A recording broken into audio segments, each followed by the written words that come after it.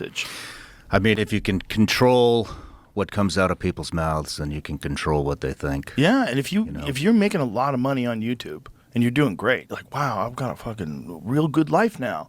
And then all of a sudden YouTube comes along and says, oh, you were talking about the vaccines, Shawn.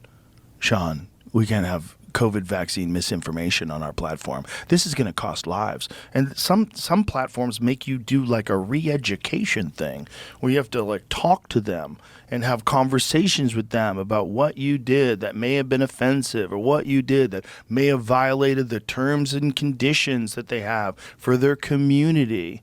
Yeah, like, I think we had to do that. I think we did that. I think we had to do that. Fucking creepy. That shit's fucking creepy because you're dealing with some fucking woke kid in Silicon Valley who up talks. And this person, okay, what you're doing, Shawn, right now with your show, I know that you don't think it's harmful, but it really is. It really is.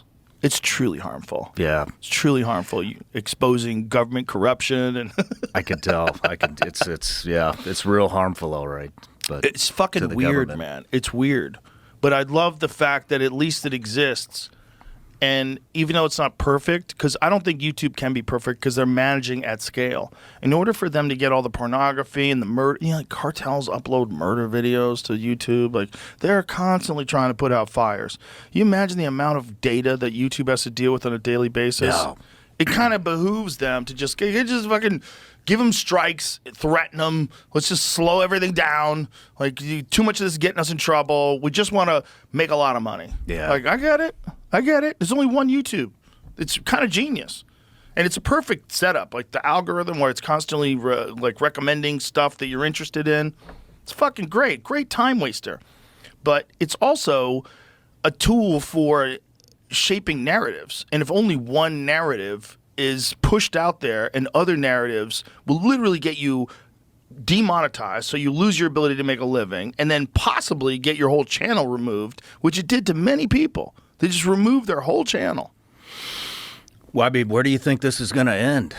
Think it is going to end? That should be, all that stuff we talked about should be illegal. That stuff should be covered in the First Amendment. Demonetization, no. Because, look, if you want to have standards where you say that the advertisers that we have a group of advertisers, and they have requested no shows where someone swears, no shows where someone talks about sex, no shows where someone talks about over drinking or anything like that. Mm-hmm. They just have rules. We don't want to be associated with that.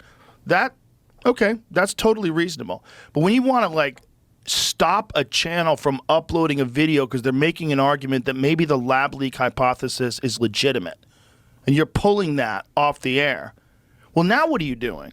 If you're deleting an episode that's accurate about really dangerous information not just to us, but also to the organizations that paid for these crazy gain-of-function research projects. Like, what the fuck are you doing, and what did you do?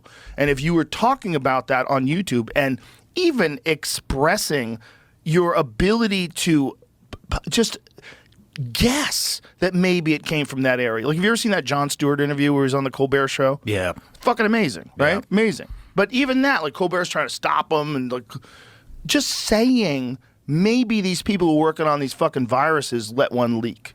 Maybe. That would get you removed from YouTube. That's a violation of the First Amendment, in my opinion.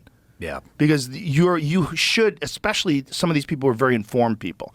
They were biologists, and they were talking about the very specific design of this virus, the ferrin cleavage sites, and how it's very different than anything you see from a natural spillover. They were talking about technical, very specific details, and they were getting banned. Like, Brett Weinstein almost lost his channel. He almost lost his, I didn't know that. Yes. I didn't know that. We had to have him on, do an emergency podcast, and let people know what the fuck is going on. Damn. They almost pulled his channel. Damn. And he's a biologist. A brilliant one, and he's talking about real information. It's scary, man. I mean, I don't know. I think about it all the time. Obviously, I mean, I'm in this industry, so it just I hope X, turns out to be the new the new thing. I don't think X is going anywhere. I think Elon knows how important it is, and he's got all the money in the world. I think he'll keep that bitch running. And I think it's also getting attached to AI now, which is going to be an insane moneymaker. I don't think X has any problems. I think he's going to grow it into some sort of an all-in-one app